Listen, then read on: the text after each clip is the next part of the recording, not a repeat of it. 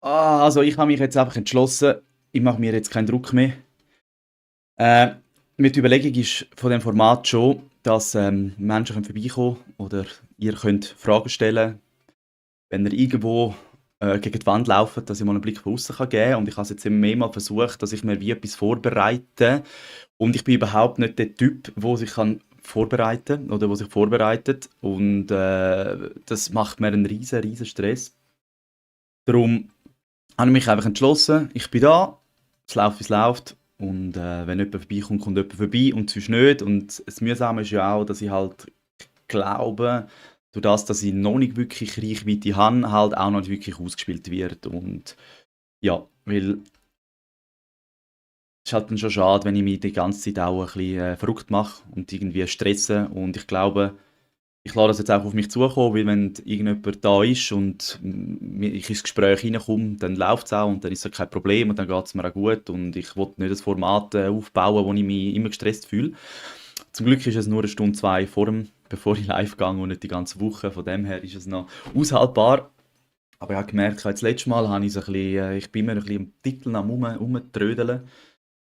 Äh, ja, und habe den Titel noch nicht genau herausgefunden, wie ich es möchte machen. So, dass es verständlich ist, dass es nicht darum geht, dass ich da hocke und einen Vortrag halte, sondern dass man vorbeikommen kann und ja, einen anderen Blick auf seine Themen bekommen. Und mir ist auch bewusst, dass es auch Mut braucht vom Gegenüber, dass er einfach kommt und erzählt, so, wo er gerade steht und wo er vielleicht gerade ein bisschen Unterstützung könnte bekommen oder brauchen.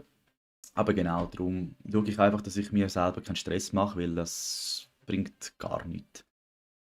Oh, ich hatte neue Frisur steht mir, danke. Ja, genau. Aber ja, wahrscheinlich ist es halt auch so, wenn ich einfach nur da bin und nicht rede, dass dann halt, wenn jemand reinkommt, ist es einfach komisch für den Mensch, weil nicht geredet wird. Darum möchte ich es so klar wie möglich irgendwie deklarieren oder aufschreiben, dass man auch rauskommt, was das für ein Live letztlich ist. Aber ich glaube auch, wenn ich nicht rede, dass dann halt einfach YouTube Ton nicht hört und somit denkt, ja du, einen toten Stream muss man auch nicht ausspielen.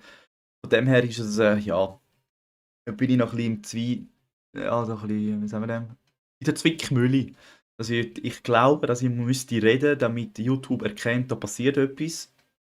Und hankerum möchte ich halt einfach ohne Druck da hocken und mich auf das zukommen lassen. Und ich glaube, das Ganze funktioniert dann sehr gut, wenn ich sage mal, wenn zwei, drei Menschen merken, dass das tatsächlich was bringt und dass es vielleicht spannender ist, an einem Sonntagabend eine Stunde mit dem Fabio da hückeln, anstatt sich, keine Ahnung, mit Social Media beschäftigen. Genau, aber für das braucht es halt, ja, das ist halt so ein bisschen, gerade ein bisschen, für das braucht es irgendwie Leute, dass ich ins Reden komme, dass auch, wenn andere reinkommen, merken, okay, da wird geredet, da kann man seine Themen bringen. Und auch den Mut bekommen, wenn halt dann schon Leute rum sind. Und für das müsste ich halt irgendwie, ja, gleich was vorbereiten oder was auch immer. Und das fällt mir echt nicht so einfach. Ich merke, wenn ich anfange zu reden, geht es dann schon irgendwie und komme dann schon irgendwie rein. Aber haben wir schon jetzt in der Hütte einen mega Stress gemacht. Weil das letzte Mal, ich glaube, das ist halt einfach auch, weil das letzte Mal niemand rum war. Und es ist ja auch okay, ich gehe mir nicht um das. Aber ich habe halt dort ein bisschen eine schlechtere Erfahrung gemacht, weil halt, ich sage jetzt mal, dass ich eigentlich 50 Minuten da bin und auch selber gar nicht ins Reden gekommen bin. Ich habe mich dann auch beobachtet, es ist dann schon recht, ja, ich habe dann immer wieder versucht, anzufangen, was zu erzählen und habe mir dann gedacht, es ist verdammt komisch, einfach anfangen aus dem Nichts, so nach 30 Minuten anfangen, einfach reden. Also es ist schon spannend, was für komische Sachen einem zurückhalten und ja, und ich glaube, ich nehme mir auch einfach jetzt das Recht raus oder auch den Mut zusammen, dass ich auch einfach mal erzähle, wo ich überall feststecke. Weil ich glaube auch, dass ich nicht der Einzige bin. Ich bin einfach einer, wo vielleicht schon mal einen Schritt weitergegangen ist in etwas rein, wo er sich noch unwohl fühlt, wo andere halt noch gar nicht erst machen.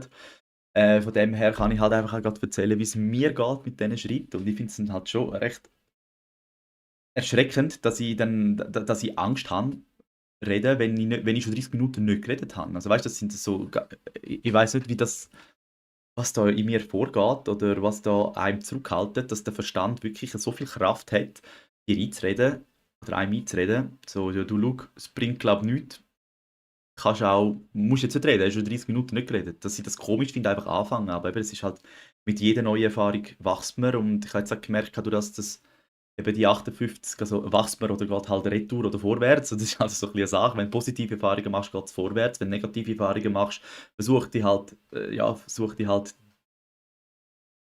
höhere Selbst, oder wie man es auch nennen will, dich zu bewahren vom nächsten Misserfolg. Und ich habe es schon gemerkt, jetzt, durch das, dass ich letztes Mal quasi einen Misserfolg in meinen Augen hatte, aber es ist ja eben schlussendlich ist es kein Misserfolg, weil ich hocke jetzt wieder da und kann wieder kann mich wieder in das begeben, wo man unwohl ist. Und ich glaube auch mit der Wiederholung wird es irgendwann halt einfach auch normal, aber ich freue mich halt schon, würde mich halt schon freuen, wenn es schneller normal wird, als es, ja, dass es schneller normal wird, als ich das Gefühl habe, dass es wird. Aber genau.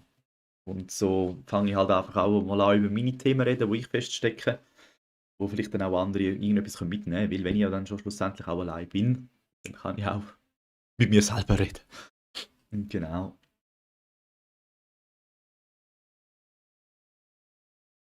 Ja, irgendwie schon. Also es bremst wirklich halt Kreativität. Ich merke halt einfach, ich bin dann die ganze Zeit es zieht eigentlich einen Rattenschwanz mit sich. Das heißt, wenn ich dann anfange zu überlegen, so, ja, was kann ich erzählen, dann, wenn mir nichts einfällt, dann tut es gerade das ganze Live in Frage stellen, oder? Dann ist nicht nur, dass mir nichts einfällt, sondern dass ich dann auch anfange in Frage zu stellen, so, ja du, was bringt es überhaupt, wenn ich ja gar nichts finde? Oder das Paradoxe ist, jetzt bin ich doch schon wieder 7 Minuten live und rede 7 Minuten, obwohl ich nichts vorbereitet habe. Und ich finde es spannend, jetzt habe ich mir auch gesagt, aber ich will mir keinen Stress machen, ich nehme es, wie es kommt. Und es geht ja anscheinend, oder? Und das ist ja das Paradoxe ist ja, ich weiß ja, dass ich einfach kann reden. Ich kann Stunden reden, ich muss sogar manchmal also selber merken, dass ich zu viel rede, gerade wenn ich mit jemandem bin, weil ich immer etwas zu sagen habe. Aber dort habe ich halt wie keine Erwartungen an mich selber, dass ich denke, so, ich gehe jetzt live und will etwas weitergeben oder bin da für andere, oder? Dass ich mir dann da halt wirklich einen Druck mache und sonst, wenn man mit den Menschen im Gespräch ist, macht man sich den Druck eigentlich nicht. Also nicht so, oder? Weil man ist wie nicht zentral und da bin ich halt auch irgendwie, ja, wie auf offenem Feld, oder? Ähm, genau. Ja, und jetzt habe ich auch schon wieder, durch das, dass ich ja jetzt den Misserfolg ja für Schlusszeichen letztes Mal hatte, dass ich halt 50 Minuten mit mir allein da geguckt bin und nicht geredet habe, mehr wieder Angst gehabt, dass auf heute raus und jetzt ja eigentlich wieder aus mir rauskomme, merke ich eigentlich, oder tue ich die alte Erfahrung nicht stärken, sondern mache wieder neue Erfahrungen, dass es ja gar nicht so schlimm ist. Und ich glaube, wir hören halt viel zu früh auf, dass wenn wir einen Misserfolg haben, dass wir uns den Kopf ins Sand stecken und dann nicht mehr weitermachen. Oder? Und braucht halt schon auch Mut, oder ja, dass man halt auch trotz Misserfolg immer wieder weitermacht, oder? Ja.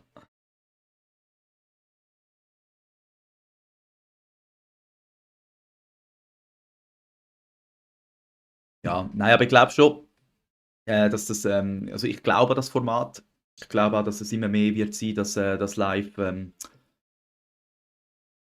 ja, dass die Leute auch zu Live wollen oder kommen, weil das Internet einfach voll ist mit Müll. Das ist meine persönliche Meinung. Also ich sehe eigentlich nur noch, ich, ich, ich bin eigentlich gar nicht im Internet. Es ist sehr viel unnützes Zeug rum und ich glaube, der Mensch merkt, dass das ganze Zeug, wo im Internet aktuell ist oder viel von dem, was rum ist, gar nicht nützt und sucht dann bewusst nach so Orten wie jetzt zum Beispiel da, wo man auch mal kann, ja, mal aus dem Alltag ausbrechen, vielleicht einmal neue Perspektive auf irgendetwas seine Ziele mal ins Auge fassen und nicht weiterhin sich betäuben mit irgendwelchem Zeug, wo nur Angst macht, oder? Weil ich beobachte es und ich persönlich finde es erschreckend, wie fest eigentlich mit psychologischer Angst gespielt wird, fast bei jedem Titel, oder? Eigentlich auf YouTube, oder? Es wird eigentlich wirklich ja, Clickbaiting betrieben, aber halt mit Angst, oder? Und es lädt den User eigentlich so zurück, dass er muss nachschauen und ja, und das finde ich einfach erschreckend, oder? Man spielt mit Angst eigentlich überall und ich glaube, dass irgendwann ist es einfach für den Menschen zu viel und der wird das merken und merkt durch das, dass ja momentan eigentlich das Internet nur noch aus dem besteht, muss er gar nicht gross, gar nicht gross in sich gehen, sondern er sieht, hey, schau, die Titel sind ja alle gleich, okay, die haben alle das gleiche Schema, gehen wir mal dort, wo es ein bisschen anders ist. Und ich glaube, genau dann äh, ist es so etwas von grossen Nutzen, oder? Weil also ich glaube an das Projekt, ich glaube daran, weil ich weiß, was ich kann, ich weiß, dass ich den Menschen bis jetzt immer eine gute Stütze gewesen bin, ich weiß, dass ich unvoreingenommen bin, oder ich weiß meinen Standpunkt in der Welt. Ich finde es nur ein bisschen schade, halt aktuell, dass es noch nicht so ausgespielt wird, aber es ist ja verständlich, oder? Ich sage jetzt mal, mit 19 Abonnenten, ich glaube, YouTube muss halt auch einfach einmal zuerst herausfinden, kann man dem trauen oder ist das auch wieder auch der nächste Grüssel, der live geht und Leute ja, begrüselt. Und dem her merke ich aber auch, muss ich halt auch mit mir selber immer wieder Mut machen, immer wieder sagen, hey Fabio, schau, es ist der Anfang, das kommt, das kommt. Weil das ist halt schon auch, oder? Ich glaube, das ist ein normales Ding, oder? Wir leben halt auch in einer Gesellschaft, wo es heisst, mehr ist mehr, wenn du mehr machst, wird mehr und ja, und wenn ich dann halt selber, ich sage mal, einen aktiven Zuschauer habe, einen, eben, ich finde das toll, wenn jemand kommt, aber es ist dann halt gleich so, ja, mein Kopf sagt dann so, lohnt sich denn das für einen Mensch? Oder nicht dass es nicht lohnt, dass die Situation in dem Moment gelohnt hat, aber die komplette Energie, die ich halt dann auch investiere, oder, wo es mich braucht, wo es für mich braucht, oder auch die emotionale Reibung, die ich habe, bevor ich live gehe, wie es mir geht und der Stress und alles, ob sich das dann lohnt, oder? Das ist halt dann schon immer eine Abwägung, die ich mache. Aber ich will es eigentlich gerne beibehalten, darum ich weiss, mit der Zeit wird das funktionieren. Die Menschen werden den Nutzen verstehen und sehen und von dem her, oder, da muss man halt dranbleiben und ich glaube, das ist auch ein Punkt, dass halt dann viele frühzeitig aufgeben. Oder genau an dem Punkt, wo ich jetzt vielleicht gerade aktuell bin, wo ich mir ja selber die Frage stelle, lohnt sich das für meine Energie, also mit der Aufwand Energie, lohnt sich das effektiv, oder? Und ich sage, ich habe jetzt gerade die Kapazität, darum lohnt es sich, aber wäre das, ich sage mal, hätte ich sonst keine Zeit oder so und das wäre auch noch so reingequetscht, oder? Dann muss man irgendwann halt echt fragen, lohnt sich das, wenn es nicht vorwärts geht. Aber eben dann ist wieder das Dranbleiben und an das ganze Glauben, oder wo es dann halt vielleicht auch macht. Und viele hören wahrscheinlich genau an dem Punkt auf. Oder dass sie fangen an, es funktioniert nicht und sie hören auf. Und ich glaube, darum bleibe ich ja dran und darum möchte ich ja zeigen, ja, das hat jeder mal angefangen, oder? Es hat jeder mal angefangen und auch die Zeiten haben geändert, oder? Ich merke auch, wie ich mich immer noch vergleiche mit Aufrufzahlen von YouTube, wo damals vor 13 Jahren, wo ich die ersten YouTube-Videos geschaut habe, oder also, wo es halt wirklich noch wenige Creators gehabt hat, wo dann halt viele Aufrufzahlen sind, oder?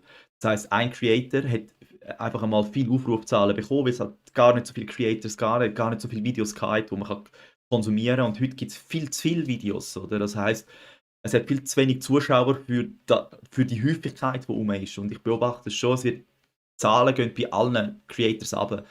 Und also bei allen live, also richtigen Creators und bei KI gehen sie rauf. Also rauf. Sie sind nicht, also nicht schneller rauf wie bei normalen, aber die haben 15 Videos zum Teil und das ist halt schon erschreckend. Wenn eine KI 15 Videos macht, oder wenn wir mal vorstellen, wenn ein Mensch pro Woche ein Video macht, braucht er 15 Tage, braucht er 15 Wochen für 15 Videos und eine KI macht irgendwie 15 pro Tag.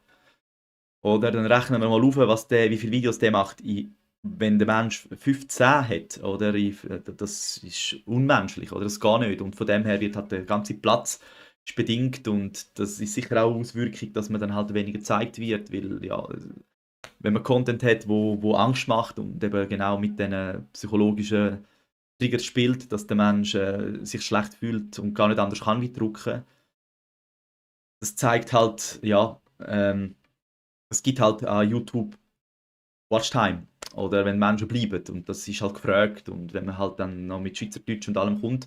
Sicher ein schwerer Einstieg, aber ich weiß, was ich mache und ich weiß, dass ich das will. Ich will auch eine Nische besetzen oder ich werde auch eine Nische besetzen oder ich besetze Nischen, die es nicht gibt, sagen wir es so. Ich bin sie ja schon am besetzen, einfach noch nicht mit dem Erfolg, wo ich wird haben, sondern ich bin halt am Anfang und ja, darum da einfach dranbleiben, Fabio.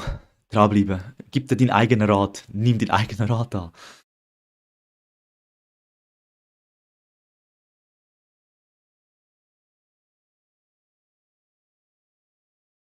Ja, ein Misserfolg, ich kann gar nichts oder halt in Frage stellen, ja. Fragen, ob es sich wirklich lohnt, oder? Das heißt, man kann eigentlich 10 Erfolge haben, nacheinander.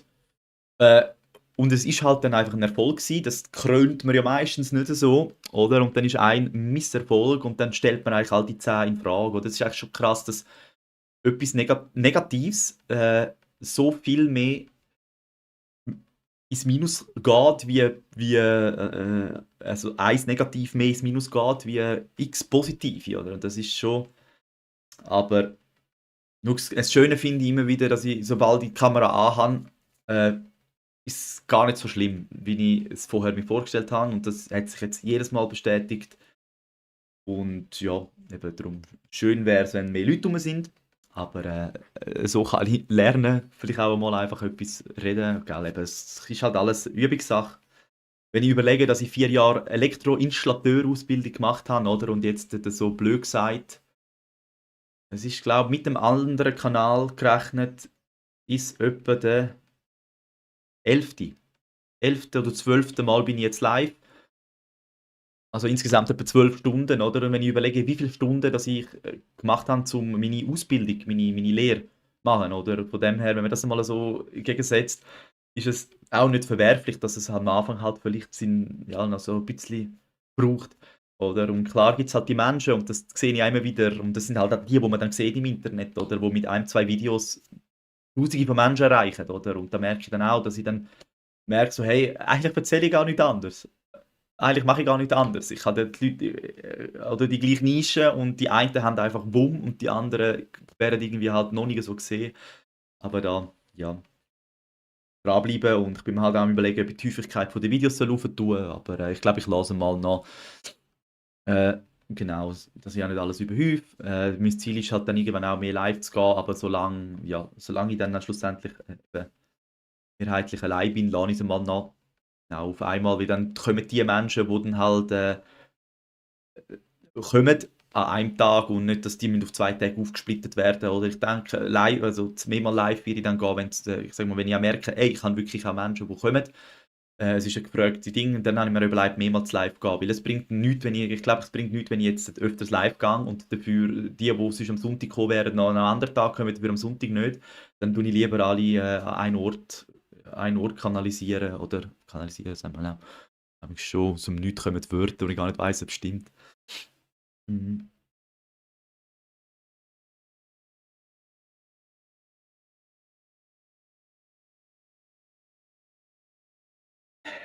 Ja, neue Gefilde betreten. Ja, Fear of Missing Out ist sicher ein grosses Thema. Oder dass man von der Gruppe ausgestoßen wird, wenn man nicht nur gut ist oder wenn man, oder wie auch immer. Aber es ist, glaube ich, halt einfach Scham. Wir sind halt einfach alle schambehaftet, habe ich das Gefühl, oder? Und wollen nichts falsch machen. Und Scham ist halt schon ein sehr fieses Gefühl, wenn man sich bloßgestellt fühlt. Scham, also wenn andere einem auslachen. Und ich glaube auch, es ist mit, der, mit dem heutigen Internet, ich meine, ich habe schon Menschen, die in der Öffentlichkeit stehen, habe ich schon Interviews gesehen, also eben so Musiker, also Musiker oder so, wo im Internet extrem fest beschimpft werden. Und sie sind dann auch schon gefragt worden, ob sie live, also wenn sie im echten Leben auf der Straße sind, ob sie auch so beschimpft werden. Und der eine hat gesagt, nein, er ist noch nie wirklich von einem beschimpft worden, aber im Internet ist es so, oder wenn man so hinter den Dings sind, wenn man so versteckt ist, dass man halt dann wirklich auch verbal viel kann anrichten kann, aber etwas, was man nie machen würde, wenn man vor der Straße ist, ein Mensch gegenübersteht, oder? Und ich glaube, das sind halt auch Sachen, gerade wenn man im Internet sich aktiv zeigen und man ja weiss, wie das Internet ist, oder? Ich merke bei mir auch, ich habe mir auch viele Gedanken gemacht, was ist, wenn die Menschen kommen, wo mich auslachen. Und dann habe ich mir auch können sagen, du, schau, wenn sich ein Mensch Zeit nimmt, zum Vorbeikommen und mich auslachen, dann, auch wenn er mich auslacht, irgendetwas zieht ihn ja gleich an, dass er bleiben will. Vielleicht kann er einfach noch nicht ehrlich sein, äh, dass er vielleicht auch wachsen will oder was auch immer. Oder ja, und jetzt so kann ich mich selber dann stärken. Oder eben, dass ich dann sage, du schau, auch wenn die Gefahr bedroht, dass andere kommen und mich auslachen, dass ich sage, ja, letztlich, wenn sich einer die Zeit nimmt, dann kann ich mich auch, hey, dann habe ich eigentlich etwas Gutes gemacht. Oder wenn einer kommt und der mich auch beleidigt. Oder ich meine, das zeigt ja eigentlich nur, dass er dir das nicht gönnt, oder? Und das spricht ja eigentlich für dich. Das heißt, er ist ja wahrscheinlich eifersüchtig, wenn einfach einer kommt und sagt, hey, was machst du für einen Scheiß? Das ist jetzt meine Überlegung, oder? Das heißt, man kann eigentlich, wenn nur jemand, wo neidisch ist oder das dir nicht kann gönnen, beleidigt dich. Das heißt, in seinen Augen machst du etwas, was er vielleicht auch gerne hätte. Und von dem her kann man sich dann eigentlich auf die Schulter klopfen und sagen, ja, irgendetwas mache ich gut. Wenn das halt jetzt jemand ist, der mich beleidigt, dann der nächste vielleicht nicht, oder? Und ja, und das ist auch so etwas, oder? Die Menschen gehen eher ins Internet und schreiben was Schlechtes wie was Gutes, oder? Und das ist das Gleiche dann wieder, eine schlechte Erfahrung zieht einem mehr ab wie eine gute Erfahrung, oder?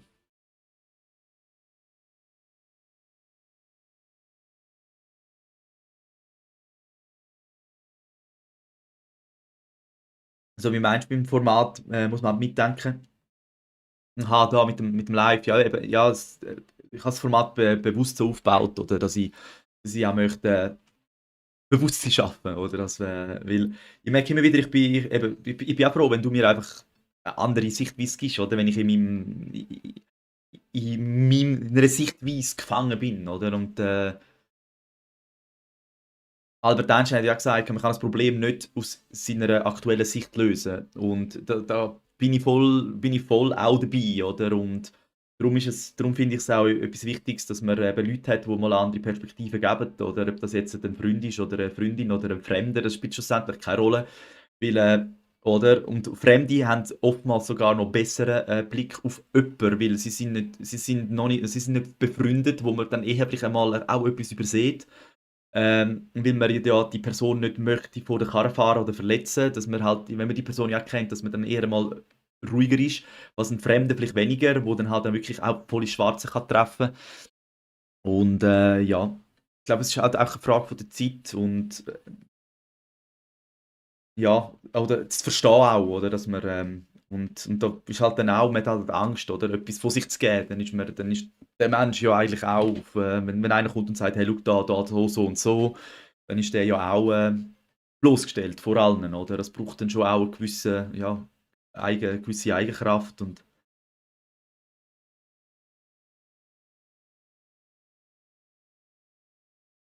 ja. Ja, eben, ich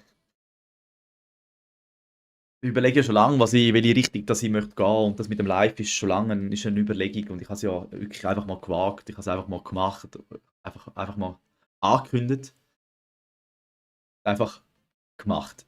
Oder ich habe es so angekündigt gehabt, dass es überall auf allen Plattformen gestanden ist, dass mir's persönlich zu peinlich war, zurückzutreten und es nicht machen. Dass ich mich eigentlich in so etwas hineingesetzt habe, dass es einfacher war, den Schritt zu machen, wie Shame of Walk, dann, dass ich es nicht mache. Und so ist das ja ins Rollen gekommen. Und ich find's gut, oder? Ich merke immer wieder, ich muss mich ins kalte Wasser rühren. Aber ich glaube, es bringt auch nicht, wenn man sich ins kalte Wasser rührt und dann nachher vielleicht Herzinfarkt hat, oder? Darum schon selber ein bisschen abschätzen, wie, wo, was. Aber ich bin ein Meister im Zeug vertagen, und wenn ich es nicht einfach mache, dann mache ich es irgendwie nie, und ich glaube, da bin ich nicht der Einzige, und das sind viele, oder sie merken es noch nicht. Viele Menschen warten einfach auf einen besseren Zeitpunkt, und den Zeitpunkt gibt es nie, das ist eine Ausrede. Es gibt keinen besseren Zeitpunkt wie jetzt, weil jetzt ist es immerhin in deinem Bewusstsein und du sagst, ja, machen wir es dann. Und jedes Mal, wenn du vertagst oder wenn du sagst dann, schwächt es wieder auch, dass das ja eigentlich willst du machen.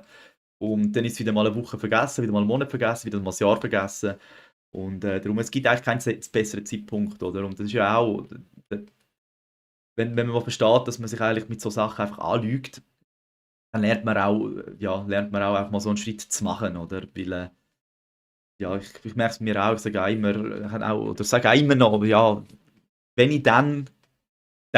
Und das wenn ich dann ist einfach nur, dass ich es jetzt nicht mache. Oder? Weil ich kann vieles, was ich sage, ja, wenn dann, könnte ich jetzt eigentlich schon anfangen. Oder tu vieles, auch ich, tu vieles vertagen merken. Also ich merke es jetzt immer mehr, weil ich halt immer bewusster bei der, ähm, mich selber beobachten, oder? Dann merke ich eigentlich schon, wie viele vertagen. Oder jetzt gerade auch mit der ganzen Manifestation, wo ich ja jetzt auch schon ein Weile dabei bin und mache, habe ich auch gemerkt, oder? Ich nehme dann da auch wieder nimmt man den einfachen Weg, das ist einfach der Mensch, nimmt man den einfachen Weg und denkt, ja, ist ja viel einfacher, wenn ich das eine oder andere halt einfach warte, bis auf mich zukommt und ja, es kommt schon das eine oder andere auf dich zu, es kommen Möglichkeiten, aber den Schritt musst du gleich machen, du musst gleich irgendwie in die Aktion treten, oder? Und genau, und gerade vor allem mit dem Neville Goddard, der sagt, living in the end, oder nimm Leben so, wie dein 2.0, wie die Version von dir, wo du möchtest leben, lebt. Und vieles kannst du jetzt machen, oder? Das heißt, dass du jetzt schon der Mensch bist und in die Gefühle kommst, wo der wäre, wo du möchtest sein, oder? Und das sind dann halt, also ich habe dann auch gemerkt, das sind dann zum Beispiel sagen, ja, eben, wenn meine Version 2.0, die möchte meditieren. Ja, eben, wieso fange ich dann das jetzt nicht an? Oder das ist etwas, wo man anfangen kann. Oder wenn man sagt, ja, ich will besser auf meinen Körper schauen, dann kann man jetzt damit anfangen. Und nicht erst, wenn das Wunder passiert, dass man so plötzlich keine Lust mehr hat auf Zucker. Oder, sondern man kann anfangen, bewusst den Zucker oder was auch immer, das ist jetzt ein Beispiel, oder? Bewusst weglassen und so immer mehr zu dem werden, was man will. Und alles, was gratis ist, kann man, also wo nichts kostet, kann man eigentlich zu jeder Zeit fast anfangen, oder? Und auch wenn man jetzt sagt, ja, okay, ich möchte reisen, und dann denkt man, ja, nein, ich habe ja das Geld nicht, dann kannst du dich gleich schon mal damit beschäftigen, mit deiner Destination, wo du willst. Dann kannst du dich beschäftigen mit Sachen, oder? Und du wirst immer mehr, plötzlich findest du 50% etwas. Oder ein Kollege sagt, hey, ich habe noch ein Ticket, ich weiss nicht, wohin damit, da, nimm es doch. Und dann kannst du sogar gratis gehen, oder? Und so Sachen nehme ich auch immer mehr bewusst wahr, oder? Der Mensch hört auf, wenn es finanziell nicht langt oder wenn die Zeit nicht langt, hört er auf zu träumen, hört er auf zu denken, oder ich inklusiv, oder? Das ist auch ein Glaubenssatz von mir, wo ich sage, oder wo ich am Lösen bin, wo sagt, ja, aber wieso soll ich mich jetzt damit beschäftigen, weil ich habe ja gar keine, also es langt vielleicht, das Finanzielle langt vielleicht bis ein oder andere nicht, oder? Aber dann das Beschäftigen macht dann eigentlich auf, dass dann alles andere kann auf dich zukommen, oder? Und der Mensch überlegt, ja, nein, ich arbeite ja 7 Tage, also ich arbeite ja 5 Tage in der Woche. Wann soll ich denn die Ferien machen? Ich habe gar keine Ferien, wann soll ich die Ferien machen? Und man hört dann eigentlich schon auf und erstickt eigentlich den Wunsch oder den Traum im Keim. Und ja, und das sollte man oder kann man sich anfangen, oder? Da hat Zora, wir haben sie selber, nennen wir sie die Warenkorbmethode, wo ich dann eben dann noch nicht mache. Dann tut sie wirklich Sachen, wo sie interessant findet oder wo sie will, tut sie in den Warenkorb, oder? Und damit tut sie sich schon auseinandersetzen, oder? Das heißt, sie weiß schon, warum brauche ich das? Wieso will ich das? Okay, und dann tut sie sich mit dem Gegenstand auseinandersetzen und hat ihn im Warenkorb und dann irgendwann kommt vielleicht eine Meldung, hey, das Produkt ist 50%, oder? Und das ist dann schon, ist man schon einen Schritt näher, als wenn man gar nichts würde machen, wenn man es nicht würde im Warenkorb tun, oder? Und ja, und so Sachen, oder? Wirklich überlegen, was würdest du machen, was würde dein ideale Selbst machen? Was würdest du machen? Und der Marcel, der Wachauer, hat einen mega guten Spruch hat er gebracht. Er hat gemeint, frag dich, was du oder was dein ideale Selbst würde machen, was du aktuell Angst hast. Und dann musst du das machen. Also ein Mensch, der Angst hat, eine Person anzusprechen, sagen wir eine Frau, die Angst hat, einen Mann anzusprechen, oder ein Mann, der Angst hat, eine Frau anzusprechen, der wird das nicht in Zukunft, wenn er es nie übt. Das heisst, wie kommt man in die Erfahrung? Wie macht man das, indem dass man es macht? Und jetzt ist die Angst rum, oder? Ja, nein, wegen dem also wird vielleicht abserviert. Und jetzt, durch das, dass man sich so fest damit identifiziert, dass man abserviert wird, schafft man eigentlich eine Realität damit, oder? Das heißt, da kann man auch anfangen zu überlegen, ja, nicht so über sich denken. Und oder halt einfach mal ansprechen, weil man weiß nur, ob es tatsächlich so ist, wenn man die Erfahrung macht. Und das sind auch so Sachen, das vertagt, ich kenne sie auch aus meiner Jugend, das sind Sachen, die man vertagt, oder? Irgendjemanden ansprechen oder auf der Straße jemanden nach Weg fragen, Angst, nein, lieber aufs Handy schauen, weglaufen, oder? Genau, und das sind dann auch so Sachen, wenn dein ideale Selbst keine Angst hat, Menschen anzusprechen, dann kannst du jetzt damit anfangen, das kostet dich nichts, oder? Da kannst du mal einfach beim Arbeiten mal anders reden, mal anders so und dann kommen neue Erfahrungen und die neuen Erfahrungen merkt das ganze System merkt dann, es ist ja gar nicht so wild und dann überschreibst alte Erfahrungen, alte Angsterfahrungen werden zu neuen, gewohnten Erfahrungen, die dir sogar etwas bringen und das ändert deine Identität und nicht indem, dass du daheim hockst und sagst, ich mache es in einem Jahr, sondern genau wenn du anfängst, dich im Jetzt anders zu geben, anders sein, anders reden, anders reagieren. Wenn jemand etwas sagt, dass du nicht mehr gleich versuchst zu reagieren. Und es geht mega gut, indem dass man sich einfach beobachten, oder? Weil das ändert dann eigentlich alles, wenn du auch fast merkst, also wenn du dich wirklich auch fast beobachten, so, wie reagiere ich in was für Situationen und dann und verstehst, dass deine Reaktion, wenn du gleich reagierst, wieder das gleiche Morgen wird stattfinden, dass nur eine andere Reaktion, andere Erfahrungen dich kann verändern, dann wirst du irgendwann nicht mehr gleich reagieren, weil du weißt, okay, wenn ich wieder so reagiere, dann erlebe ich es wieder so, dann habe ich wieder das gleiche Gefühl, dann fühle ich mich wieder gleich schlecht, dann rede ich wieder kein Mensch, spreche wieder kein Mensch an. Und wenn du dann weißt, okay, die Erfahrung kann es ändern, dann fängst du an, kleine Erfahrungen machen, dann fängst du an, einfach mal jemanden anzusprechen. Dann merkst du, es ist gar nicht so schlimm gewesen, dann sprichst du den Nächsten an und plötzlich redest du vor Menschen oder keine Ahnung, bist ja, hast einen Job, wo mit Menschen redest, oder? Und das sind wirklich die neuen Erfahrungen, die einem zu einer neuen Person machen. Nicht da hocken, das Jammern, dass nichts läuft. Ja, doch, auch das, auch das Jammern kann. Weil irgendwann wird es vielleicht zu blöd und es gibt dir auch genug Energie, dass mal etwas in deinem Leben ändert. Traurigerweise ist wirklich vieles, wenn es negativ läuft, vieles, was negativ läuft, wenn jemand einen Mensch verliert oder so, oder irgendeinen geliebten Mensch verliert oder irgendetwas verliert in seinem Leben, äh, dass dann eine Veränderung stattfindet, oder? Mit Verlust. Aber man muss nicht einen Verlust haben, um sich zu verändern. Aber irgendwie ist das einfacher. Komischerweise ist das irgendwie einfacher für den Menschen, dass er durch Verlust wächst. Und darum, ja, man kann eigentlich auch ohne Verlust wachsen, oder? Fragen, was will man und anfangen, die Sachen machen. Also wenn du einen besseren Körper, also den Körper möchtest trainieren, dann kannst du anfangen. Und also du hättest die Möglichkeit zum Anfangen, dass du mehr in die Richtung kommst. Und du brauchst dann nicht schon von Anfang an den perfekten Plan, den perfekten Bodyplan, das perfekte Essen, perfekte sowieso, sondern das ist dann oftmals schon wieder eine Strategie, dass du das so kompliziert machst, dass du wieder einen Grund hast, um gar nicht erst anfangen. Sondern okay, du möchtest fitter werden, dann gehst du einfach mal spazieren. Das kannst du auch mit deinen Schuhen. Da brauchst du nicht Profischuhe, um spazieren, oder? Also da schaue ich so, weil ich da gerade auch bei mir selber ein bisschen rede. Oder ich merke dann auch, dann habe ich eine Idee und dann habe ich, bevor ich die Idee gemacht habe, bin ich gedanklich schon Meister drin. Aber das Interessante finde ich jetzt gerade, was mir auffällt, das fällt mir jetzt gerade auf, äh, dass ich durch das auch mehr Möglichkeiten habe zum Scheitern und durch das ich da von Anfang an ja mir so viele Gedanken mache und merke, wo ich überall scheitern kann, habe ich auch wieder einen guten, besseren Grund, um es nicht zu machen. Hast du gehört, Fabio? Aufpassen. Genau, und darum eigentlich einfach mal anfangen, oder? Ja, einfach mal anfangen. Aber das, ja, merke ich immer mal wieder mehr. Nachher ist es wieder mal ein Tag vergessen. Dann habe ich auch wieder einen Tag, wo es mir gar nicht so gut geht, weil ich wieder die Zahlen angeschaut habe oder was auch immer und mich dann wieder schlecht fühle. Aber dann habe ich zum Glück meine super Zora, die dann mich rausholt, wenn ich am Jammern bin. Und umgekehrt, da haben wir uns und da bin ich mega froh, dass eigentlich mindestens immer einer unser Ziel in Augen hat, dass wir nicht versinken in ja, die Negativität. Oder? Und ich glaube, das ist auch etwas sehr Wichtiges.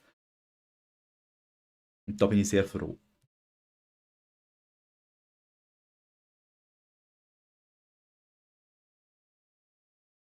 Ja, Disziplin, Mut und Disziplin. Und Disziplin ist, glaube ich, wirklich das A und das O. Und das steht ja da auch auf dem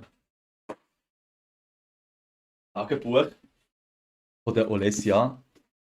Steht ja auch, Disziplin ist die höchste Form der Selbstliebe.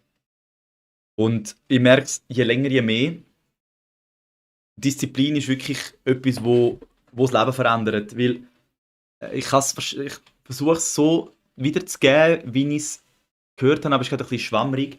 Der Unterschied von erfolgreichen Menschen und den Menschen, die nicht so einen Erfolg haben, ist, Menschen, die Erfolg haben, die gehen schneller, die gehen schneller in die Aktion. Die tun schneller etwas machen, wo der keinen Erfolg hat, überlegt, zerdenkt, nicht macht, wie ich jetzt zum Beispiel, erst 6 Jahre später, äh, erst 6 Jahre später mal live gegangen. Und die erfolgreichen Menschen, die gehen von Anfang an live. Also die machen das, die haben die Idee und machen es.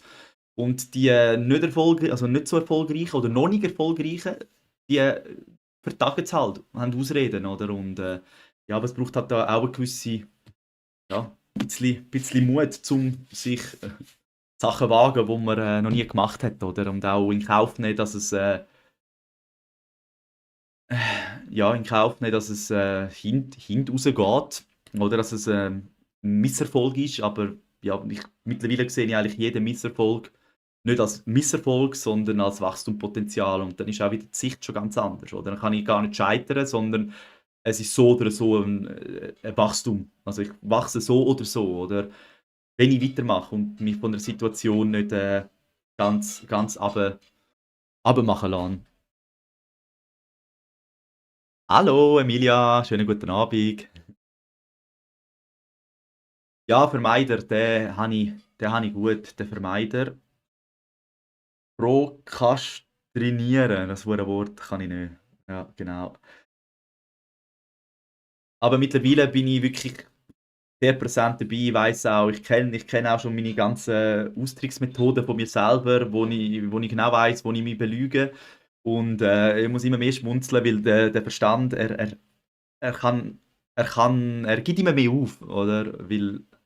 Er, weil ich's einfach weiß, oder? Und ja, durchs Beobachten, sich selber wirklich beobachten, wie reagiert man in was für Situationen.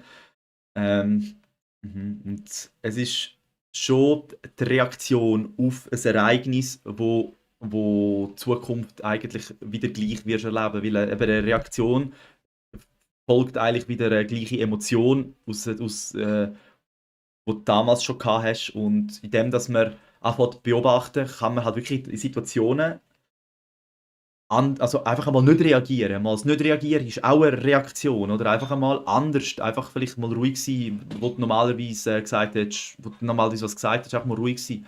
Oder es ist dann für dich und für den Gegenüber, je nachdem, komplett eine andere Situation. Oder? Das heisst, dann wird eigentlich eine neue Geschichte geschrieben. Sonst ist es nichts anderes wie, du liest jeden Tag die gleiche Geschichte. Du stehst am Morgen auf, du gehst zum Arbeiten, dort ist dein Chef, er sagt dir das, dir passt das nicht, du reagierst gleich, es ist wieder gleich, du gehst am Abend wieder heim mit dem gleichen Gefühl, das du hast mit dem blöden Chef und so weiter und so fort. Oder? Und wenn man nicht gleich reagiert, dann schreibt man eine neue Geschichte, weil dann blättert es nicht auf die nächste Seite, sondern es gibt was Neues. Und das Unbekannte macht extrem Angst. Ein Mensch, das macht ihm Angst, weil er kennt es nicht. Oder? Und darum sind viele Menschen, obwohl sie negativ behandelt werden vom Partner, obwohl sie geschlagen werden, je nachdem, so lange noch dort, weil die Vertrautheit, auch wenn man geschlagen wird, ist einfacher auszuhalten, wie etwas Neues, das Angst macht, weil man nicht weiß, wo es angeht. Oder? Und das ist eigentlich mega krass, aber ja, da einfach mal etwas anders machen. Oder? Ich bin auch am Versuchen, immer mal wieder ein bisschen anders zu fahren, Auto fahren.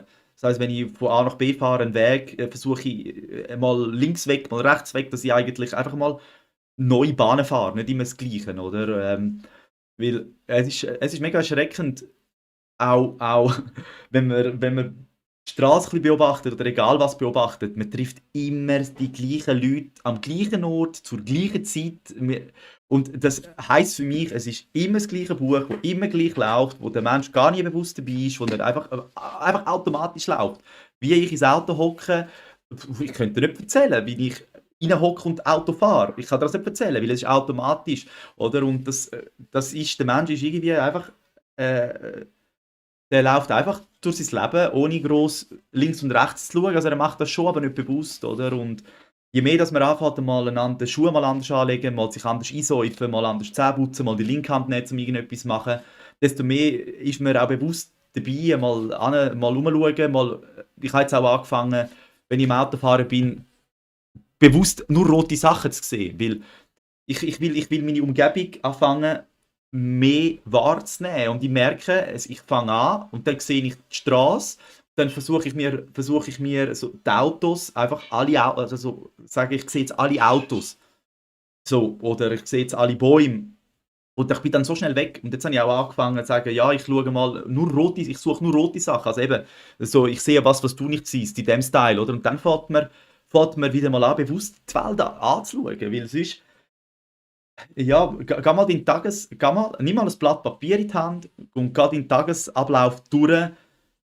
Fang an, am Morgen, wie du aufstehst, stehst immer gleich auf. Dann viele Menschen haben der gleiche Weg, die gleichen Schritte zu der Küche, nachher ins Bad. Die Haustiere stehen oftmals zur gleichen Zeit, am gleichen Ort. Es passiert jeden Tag das Gleiche. Man legt die Schuhe gleich an, man geht eigentlich generell aus der gleichen Zeit aus dem Haus, man hockt ins gleiche Auto, man fährt den gleichen Weg, man erlebt das Gleiche.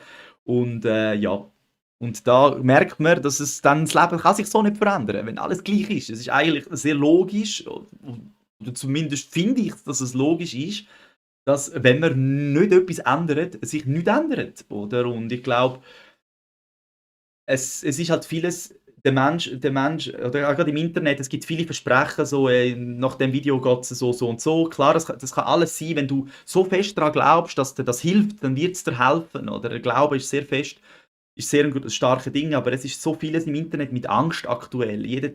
So viele Titel sind mit Angst, dass wir gar nicht aus dem rauskommen. Dass wir immer das Gefühl haben, okay, jetzt kann uns jemand helfen, es kann uns jemand helfen, aber es kann uns niemand helfen. Dir kann niemand helfen. Ich kann dir auch nicht helfen. Ich kann dir nur aufmerksam machen, dass du anfängst, deine Welt bewusst wahrzunehmen, dich bewusst zu beobachten, weil du bist die Instanz, die etwas verändern kann. Niemand kann für dich etwas verändern. Du kannst Zehntausende von Büchern lesen, du kannst alles verstehen auf dieser Welt, aber wenn du eine neue Erfahrung machst, kommst du nicht in etwas Neues rein, weil dein Kopf er kennt es nicht, er kennt die Erfahrung nicht, er kennt nur die Berechtigung. Und die Erfahrung bringt dich dann weiter, sie bringt dich in einen Schritt weiter, dass du aus dem Alten kannst ausbrechen. Darum, ich fange auch, mich in viele Bücher eingelesen und bei vielen Büchern habe ich mich dann auch schlecht gefühlt, weil es immer mehr zu machen gegeben hat, immer mehr zu machen, oder? Dann liest ich so viele Bücher und dann denkst du, okay, was ist jetzt das Wichtigste? Was ist das Wichtigste in diesem Buch? Okay, habe ich es mir aufgeschrieben. Dann habe ich angefangen, riesige Listen zu schreiben. Eine mega To-Do-Liste habe ich bekommen, so eine spirituelle To-Do-Liste. Das ist alles auch schön und gut, aber mittlerweile merke ich brauche das auch, dass ich mich wieder erinnere. Das sind für mich Reminder, aber nicht mehr so To-Dos, oder? Sondern einfach einmal etwas anderes machen. Weil jetzt habe ich einfach mein Leben angefangen so richten, dass ich die To-Dos abarbeite, dass ich das Gefühl habe, ja, jetzt habe ich was Gutes gemacht, statt wirklich einmal das, was ich will machen. Jetzt habe ich einfach angefangen, immer wieder googlen, ja, wie kann ich zum Beispiel bessere Titel machen oder wie kann ich live gehen. 6 Jahre habe ich das rausgezögert. 6 Jahre habe ich rausgezögert, um einfach mal Start zu drücken. Oder? Und das kannst du in keinem Buch lesen. Es kann dir niemand erklären, wie du liest, wie du live gehst. Es kann dir niemand erklären, wie du dich wirst fühlen. Es kann dir niemand erklären, wie du redest. Oder klar kann man was weitergeben. Oder ich versuche da ja auch etwas weiterzugeben. Aber schlussendlich ist jeder Mensch individuell und du wirst ganz andere Erfahrungen machen wie ich. Oder ich meine, ich bin null nervös, aber unter der Achsel schwitze ich gleich. Das mache ich sonst nicht. Ich habe keine Ahnung warum. Oder es ist auch noch irgendetwas, wo es halt einfach irgendwie macht. Und das habe ich sonst nicht und ich fühle mich jetzt auch null nervös. Aber genau, das sind halt die Erfahrungen, die kann dir niemand vorwegnehmen. Du kannst einfach, äh, du musst einfach die Erfahrungen machen. Hm. Hallo, Emilian, Entschuldigung, oder Emilia, ich kann nicht mehr Emilian. Jetzt, du bist Emilia, du bist die Emilia, oder? Ich glaube, letztes Mal habe ich es wieder mal falsch gesagt, mega peinlich. Ich habe es gesehen, sorry, ich war gerade noch am Ausreden. Mir geht es gut, danke. Ich kann eigentlich nicht klagen, obwohl ich immer wieder klage, aber im Großen und Ganzen merke ich schon, es geht mir eigentlich gut. Ich bin auf dem richtigen Weg. Ich habe immer mal wieder Gedanken, es könnte ein bisschen schneller sein, weil ich doch schon länger dran bin, aber ich bin dran und das ist sicher die Hauptsache. Genau. Und wie geht's dir? Hey, kannst du ganz bisschen leisiger machen? Mich selber dort. Schatz?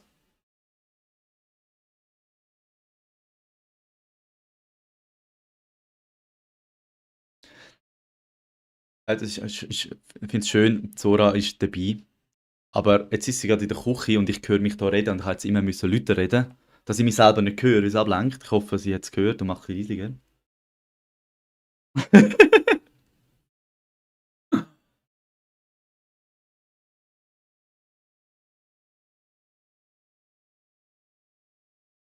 Ja, ja, genau. So ist es. Oder? Und jetzt heute auch wieder, ja, nimm schnell Revue passieren lassen von dem Live. Also eigentlich wollte ich nicht kommen heute, weil ich letztes Mal eine schlechte Erfahrung hatte. Aber schlecht ist eine Ansichtssache. Ich konnte daraus wachsen, sage ich jetzt. Bin jetzt gleich gekommen und es ist erschreckend gut gegangen. Aber ich habe mir halt auch von Anfang an jetzt wirklich gesagt, Sibi, ich habe mir jetzt auch von Anfang an gesagt, hoi Sibi, hi. Ich habe mir von Anfang an gesagt, ich nehme es jetzt, wie es kommt. Ich habe mir letztes Mal überlegt, ob ich mir etwas vorbereiten soll und das hat mir so einen Stress gemacht. Und dann habe ich mir jetzt einfach gesagt, kann man nicht.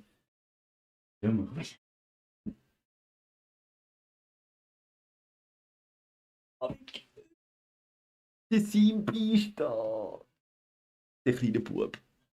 Er hat jetzt einen neuen Platz. Er hat irgendwie jetzt lang das Zimmer gemietet. Das war eher so am Girlie ihres Zimmer gewesen. Und jetzt hat er da einen neuen Platz, wo er sich gerne aufhöckelt. Genau. Nein, aber und ich bin froh, bin ich jetzt gekommen und ich bin auch an dich, Schatz, danke, dass du vorbeigekommen bist. Äh, genau, das haben wir jetzt auch sicher geholfen, dass jemand rum ist. Ja. Und jetzt habe ich doch schon 36 Minuten lang können reden. Ja, ich merke es immer wieder, der Kopf ist einfach, er ist einfach ein sehr mächtiges Tool, das wir haben. In beide Richtungen, sowohl im Destruktiven wie auch im Kreativen. Und das ist halt dann schon schade, oder? Und ich glaube, bei vielen Menschen ist er halt sehr destruktiv und aktiv. Und ja, und so steht man sich halt dann wirklich auch selber im Weg, oder? Und schlussendlich, ja, es kann dir eigentlich nichts passieren. Ich weiß, es ist einfacher gesagt wie gemacht, oder? Aber eigentlich kann einem nichts passieren, wenn man einfach etwas versucht. Aber ich weiß auch, eben, ich kenne das auch, das Scham. Ibi. Ich kenne das auch, wenn man mit Scham zu kämpfen hat. Ich weiß noch, der du. In der Schule, wo ich Homöopathie-Ausbildung war, wo ich im ersten Jahr war. Oder? Und das ist auch etwas, das ist mir geblieben, das weiss ich jetzt noch. Und dort bin ich wirklich. Ich bin. so ein bisschen abgelenkt. Dort habe ich kein Wort mehr rausgebracht. Oder? Dort bin ich im ersten Jahr und jemand hat, also die Lehrerin hat was gefragt für die an die Prüfung gehen. Oder das ist, ich hatte 6 Jahre und ich bin im ersten und sie hat etwas gefragt für die an die Prüfung gehen und hat mich gefragt. Und ich habe dann gezeigt, ich bin im ersten Jahr, ich weiß es nicht. Und dann hat sie gemeint, ich soll doch einfach einmal überlegen. Und genau, und ich habe eigentlich gezeigt, dass ich es nicht weiß und bin gleich aufgefordert worden, auf eine Art doch einmal zu gehen. Ich glaube, es war nicht böse gemeint gewesen, aber ja, ich habe eigentlich klar gesagt, ich weiß es nicht und habe dann nachher, durch das ich die Aufforderung bekommen habe, gleich etwas gesagt. Und es ist mir so peinlich gewesen, was ich dort rausgelassen habe. Es ist mir einfach so peinlich gewesen. Und ich weiß jetzt nicht mehr, woher es gekommen ist, aber genau, eben sich einfach mal Sachen wagen. Und ich glaube, Scham ist etwas, wo einem zurückhält. Oder? Und darum klein anfangen. Oder nicht kleine Sachen anfangen, wo man etwas verändern will, dass man ja, kleine Erfolge hat, die sich summieren, dass man merkt, hey, es ist gar nicht so schlimm, wie ich mir das immer ausmale. Oder halt mit der Situation umzugehen. Und ich habe halt gelernt, ich kann halt mega gut umgehen mit Situationen, wenn ich darüber rede. Wenn ich eigentlich gerade nochmal in das Thema reingehe und ich habe dann mit den Klassenkameraden eigentlich wirklich, ich habe ihnen erzählt, wie peinlich mir das war, oder? Und die haben mich dann eigentlich sehr schnell auch wieder können aufmuntern und dann gesagt, hey, ist alles gut, oder? Und ich habe mir dann auch, und ich sage mir dann immer wieder, wäre jemand anders an meiner Stelle gewesen, oder ich sage das dann so, wäre jemand anders an meiner Stelle gewesen, hätte ich in dem Moment den belächelt oder ausgelacht? Nein, hätte ich nicht, oder? Das heisst, und darum hat das wahrscheinlich bei mir auch niemand gemacht, oder? Das ist eine eigene Scham mit mir selber gewesen, schlussendlich, oder? Das hat gar niemand so empfunden wie ich, oder? Aber ich bin so, am liebsten wäre ich brüllend heimgerannt, oder? Ciao Sibi! Hast du alles gemacht, was du wählen oder willst du mehr? Willst du da rein?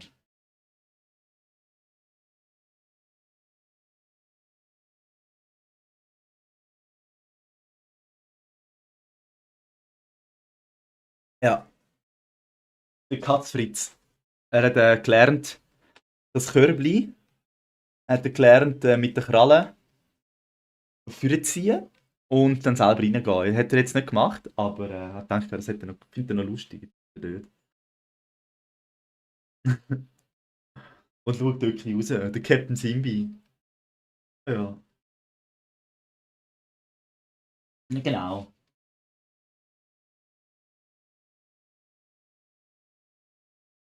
Und so.